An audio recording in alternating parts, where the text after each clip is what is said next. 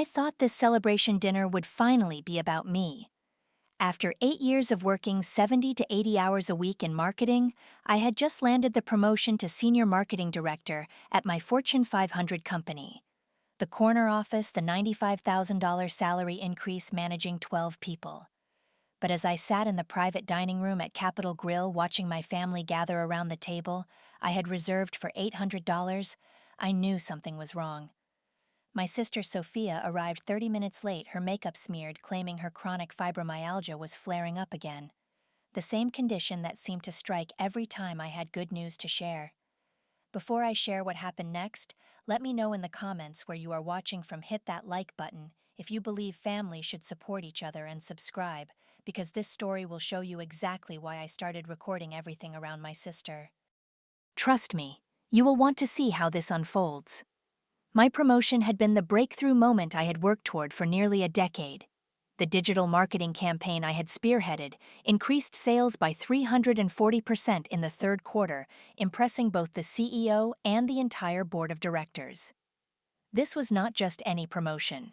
It came with a team of 12 people under my management, a corner office with floor-to-ceiling windows overlooking downtown, and the kind of salary increase that would change my life.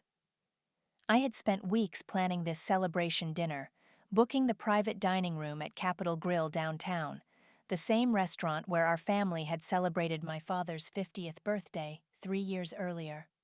I invited my parents, my older brother Jake, and Sophia. $800 for the perfect evening, because I wanted everything to be special. For once, I thought to myself as I made the reservation, maybe this time it could be about me.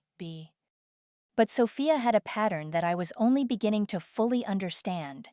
For the past 2 years, she had been claiming to suffer from chronic fibromyalgia, a condition that caused her widespread pain and fatigue. The problem was not that I did not believe chronic pain was real. The problem was the timing. Sophia's pain seemed to spike dramatically during my most important moments. My college graduation day, she fainted during the ceremony. I had to leave early to take her to the hospital, missing my own celebration and the dinner my parents had planned. The test results showed nothing serious, but my graduation day was over. When I had my first major job interview 2 years later, Sophia called me at 5 in the morning claiming she was having a severe attack and needed me to drive her to the emergency room. I spent the entire day stressed and distracted, and I failed the interview. There were smaller incidents too. Birthday dinners where Sophia would suddenly become too sick to stay.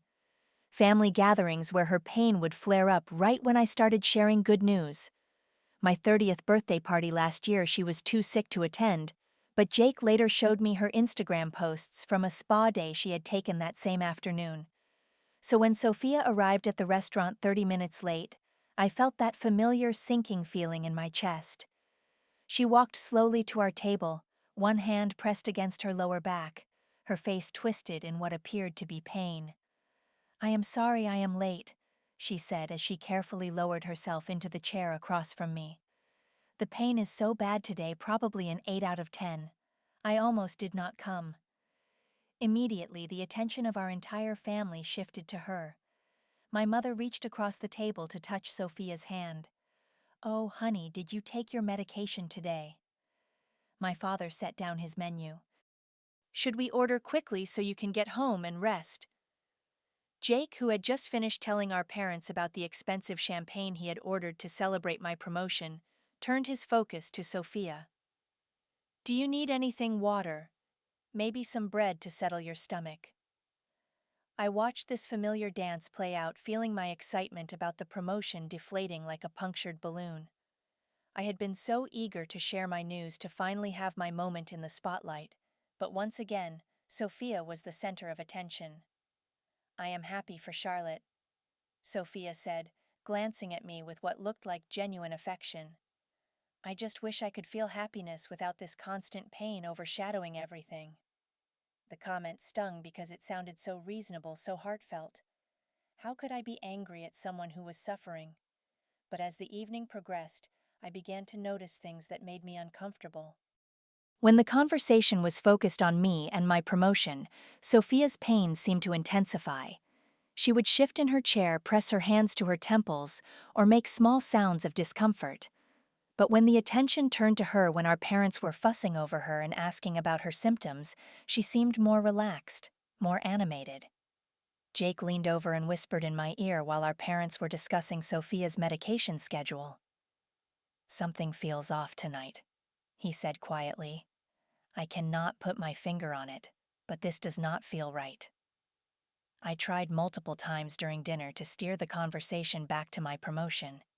Each time I would start to speak about my new responsibilities or the projects I would be leading, Sophia would interrupt with a pain episode. "So I got the senior director position, and the company is really excited about—" I began raising my champagne glass. "Oh God," Sophia interrupted, pressing both hands to her left leg. "The pain is shooting down my leg like lightning. I think I need to change positions." Once again, our parents immediately shifted their attention to her, asking if she needed to lie down or if they should call her doctor. My announcement hung unfinished in the air, and I slowly lowered my champagne glass. The turning point came when I excused myself to use the bathroom. I had been growing increasingly suspicious throughout the evening, so I made a decision that would change everything. I set my phone to record and carefully placed it under my napkin at the table, angled so it would capture Sophia's seat. As I walked toward the bathroom, I could hear the conversation continuing behind me. But when I reached the hallway and turned back, I could see our table from a different angle. What I saw made my blood run cold. Sophia was sitting up straight, no longer hunched over in pain. She was talking normally with our server, her voice clear and strong, completely different from the strained, weak tone she had been using all evening. She was even laughing about something, her whole body language relaxed and natural. When the server walked away, I watched her check her makeup in the reflection of her knife, smoothing her hair and adjusting her posture. I returned to the table, and the moment Sophia saw me approaching, she immediately slumped back into her previous position, her face contorting into that familiar expression of pain. "How are you feeling?" I asked, settling back into my chair. "Still pretty bad," she replied in that weak voice. "I might need to leave soon if this does not improve." But I had started recording 20 minutes earlier, and I had captured something much more damning than just her normal behavior while I was gone. My phone had recorded Sophia during the entire time I had been suspicious, and what I saw when I reviewed the footage later would become the evidence I needed. The video clearly showed Sophia stretching comfortably in her chair, reaching across the table for bread and eating her appetizers with obvious enjoyment. She looked completely normal, even checking her appearance multiple times in the reflective surfaces around the table. But the most damaging evidence was audio I had not expected to capture. During the recording, Sophia had received a phone call. I could hear her side of the conversation clearly. "Just wait until she makes her big announcement," she had said quietly into the phone. "That is when I will need you to call me with the emergency." I sat through the rest of dinner with this knowledge burning in my chest, watching Sophia continue her performance. Every time I cleared my throat to make my announcement, she would immediately shift into severe pain mode, claiming her symptoms were worsening and that she might need medical attention. As I watched her, I began to think about all the times this had happened before. My high school valedictorian speech when Sophia had an emergency appendicitis scare that turned out to be gas. My college acceptance celebration when she had a severe fibromyalgia flare that required the entire family to leave early and take her home. My first major promotion party 3 years ago when Sophia had to leave due to pain, and naturally our whole family left with her. The pattern was becoming undeniable. For 6 years, Sophia had been systematically sabotaging my most important moments. Not through direct confrontation or obvious jealousy, but through medical crises that positioned her as the victim, and me as the selfish sister who wanted attention while she was suffering.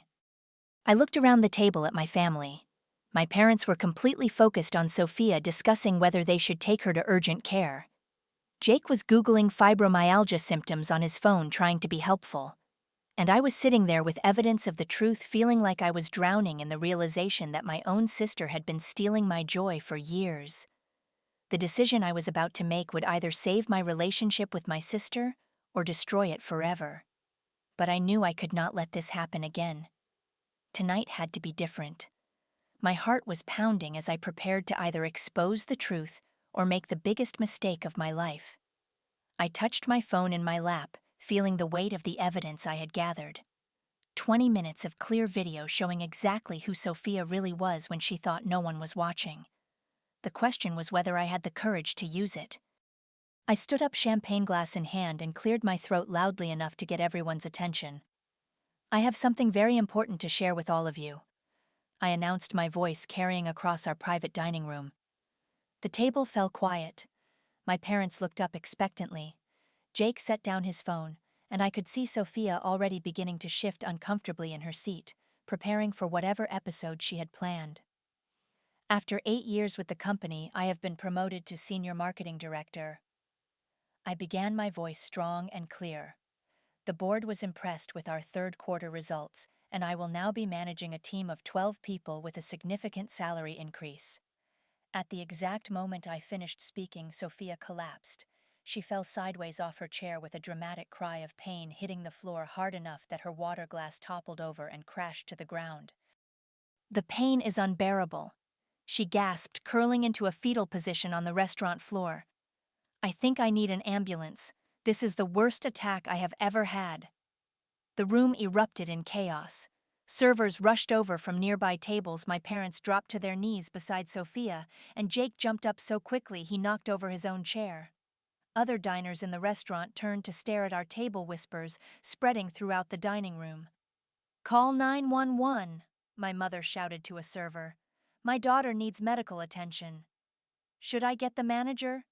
another server asked, hovering uncertainly. My father was kneeling on the floor trying to help Sophia sit up. "Honey, can you tell me where the pain is worst? Is it your back? Your legs?" In the middle of all this chaos, I remained standing, watching the scene unfold with a strange sense of calm. Because this time I was prepared. "Before we call 911, I said loudly enough for everyone to hear, I think everyone should see something. I pulled out my phone and held it up so the screen was visible to my family. I recorded this video 20 minutes ago, I announced. I want all of you to watch what Sophia was doing right before she made this announcement. The video began playing, and you could hear a pin drop in that restaurant. The footage clearly showed Sophia sitting upright, completely comfortable, stretching her arms above her head and rotating her shoulders with no sign of pain or discomfort. She was eating her appetizers, normally laughing with the server, and even checking her makeup in the knife reflection. But the most damaging part was the audio. Her phone conversation was crystal clear. "Just wait until she makes her big announcement. That is when I will need you to call me with the emergency." My parents stared at the phone screen in stunned silence. Jake's mouth fell open. Even the servers who had gathered around our table were watching with obvious shock. "Sophia," my father said slowly, his voice barely above a whisper. "What is this?" From her position on the floor, Sophia realized she had been caught. She tried to maintain the act for a few more seconds, claiming that the pain was real and that she could not control when it happened. But everyone had seen the video. Everyone had heard her planning this moment. "The pain is real," she insisted, but her voice was already losing the weak, strained quality it had carried all evening. "I cannot help when the attacks happen." I looked down at my sister still lying on the restaurant floor and felt a strange mixture of sadness and relief. "Sophia," I said calmly, "this is the 4th major milestone you have ruined in 6 years. My graduation, my job interviews, my birthday parties. I have been recording everything for the past month because I knew this would happen tonight." I pulled up my text messages and showed the family additional evidence. Screenshots of conversations between Sophia and her friend, discussing how to create diversions during family events. Photos she had posted on social media, during times when she claimed to be too sick to attend my celebrations. The evidence was overwhelming, and Sophia knew it. Her entire demeanor changed as she realized the jig was up. The pain expression melted away from her face, replaced by defensive anger. "You always got everything," she snapped, sitting up normally for the first time all evening. "The attention, the praise, the success. Do you have any idea what it is like being your sister? Every achievement you have makes me feel like a complete failure. So you decided to fake medical emergencies? I asked, my voice steady despite the adrenaline coursing through my body. Maybe I exaggerated sometimes. She admitted, getting to her feet without any assistance. But you do not understand the pressure of living in your shadow.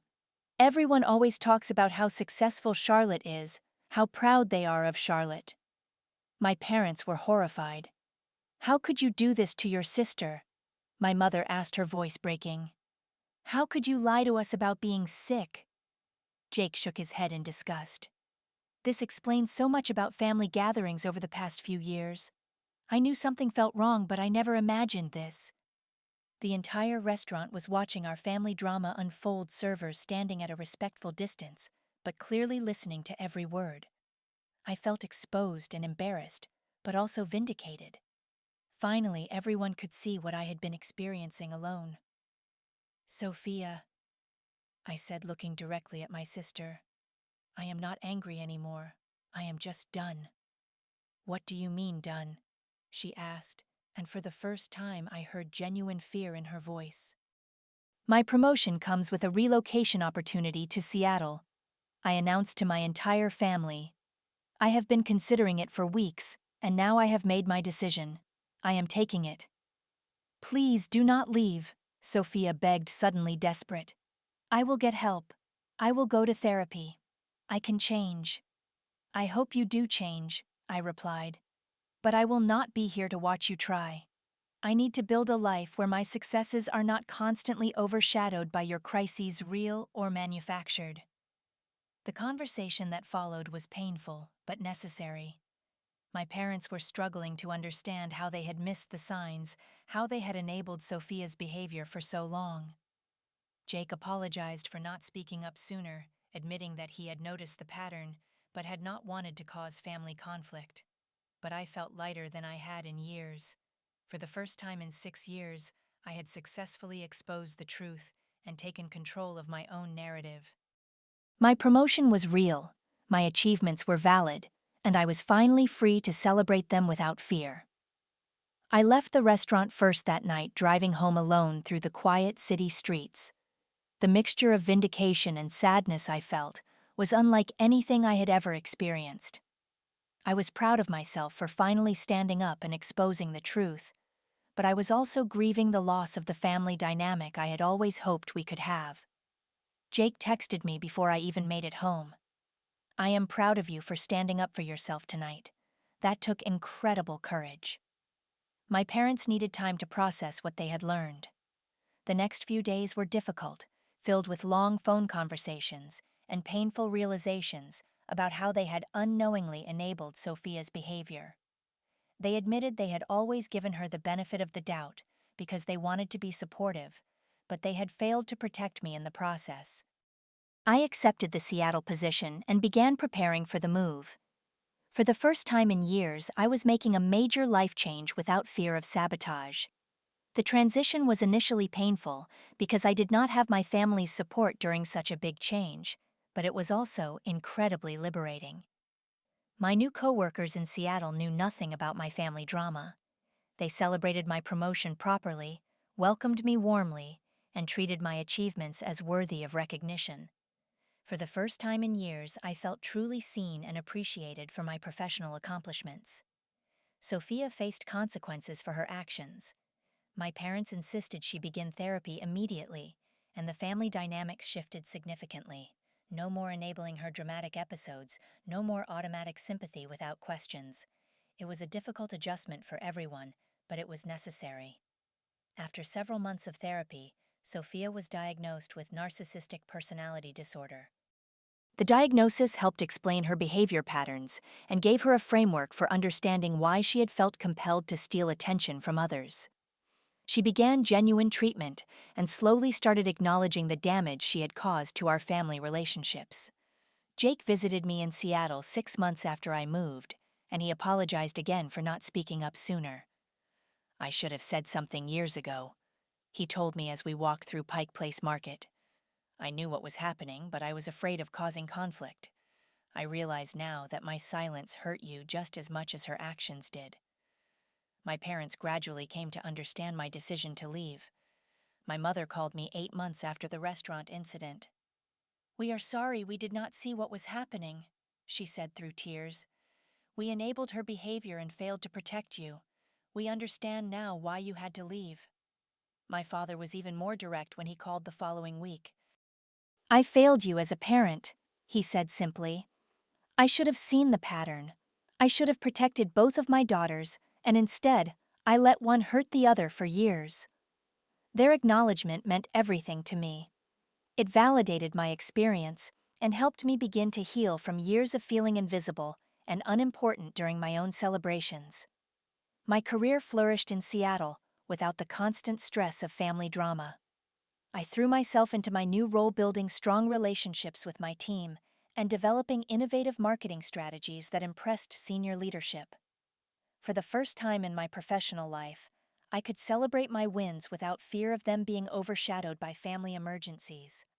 I also developed deeper friendships with my colleagues, relationships based on mutual support and genuine interest in each other's successes. I discovered what it felt like to share good news with people who were truly happy for me without hidden agendas or competitive jealousy. After 6 months of intensive therapy, Sophia wrote me a letter. It was not asking for forgiveness or demanding reconciliation. Instead, it was a genuine acknowledgement of the harm she had caused. "I stole your graduation, your promotions, and your joy," she wrote. "I robbed you of moments you had worked hard for and deserved to celebrate fully. I understand now that my jealousy and need for attention caused real damage to your life and to our family. I do not expect you to forgive me, but I want you to know that I am working every day to become someone who builds others up instead of tearing them down." She had also started volunteer work with chronic pain support groups, which I found ironically appropriate. She was using her understanding of pain and suffering to help people who were genuinely struggling, channeling her dramatic tendencies into something productive and meaningful. I returned home for Christmas after a year in Seattle, nervous about how the family dynamic would feel. It was the first family gathering in years that did not revolve around a Sophia crisis. She maintained appropriate boundaries, did not compete for attention, and genuinely seemed to be working on herself. The healing was not complete, and trust was not rebuilt overnight, but respect had begun immediately. Sophia acknowledged my promotion and asked thoughtful questions about my work in Seattle. She listened when I talked about my accomplishments without trying to redirect attention to herself. I learned profound lessons from this experience that extended far beyond family relationships. Love does not mean accepting toxic behavior from people who claim to care about you. Setting boundaries is not cruel. It is necessary for everyone's growth and well-being. Sometimes you have to lose your family to save your family. I also learned that your accomplishments do not need anyone else's permission to be celebrated.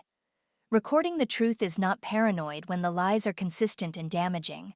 Standing up for yourself teaches others how to treat you and sets the standard for how you will allow yourself to be treated in the future. Perhaps most importantly, I learned about forgiveness and healing. Forgiveness does not require reconciliation or putting yourself back in harmful situations. You can love someone and still protect yourself from their destructive behavior. Healing happens on your timeline, not theirs, and you do not owe anyone access to your life while you recover from their actions. I am now a successful vice president in Seattle, leading a team of 30 people and building healthy relationships based on mutual respect and support. Sophia is doing better too, building genuine friendships and learning to find fulfillment without competing with others or stealing their moments. Our family gatherings are still careful, but they are authentic in a way they never were before. We all understand now that love requires honesty, and support means celebrating each other's successes rather than competing for attention during important moments. I often think about that dinner and the video that changed everything. Sometimes the truth hurts, but living a lie hurts more. The question is not whether you should expose toxic behavior when you see it clearly. The question is whether you are brave enough to stop enabling it, even when doing so might cost you relationships you have always treasured. Have you ever had to choose between keeping peace and protecting yourself? What would you have done in my situation? Let me know in the comments below, and if this story resonated with you, please hit the like button and subscribe for more stories about finding strength in difficult family situations. Share this with someone who might need to hear that their feelings are valid and that standing up for themselves is not selfish. Thank you for listening to my story, and I hope it helps you recognize that you deserve to have your achievements celebrated without fear or competition. Take care of yourselves and remember that your worth is not diminished by someone else's need for attention.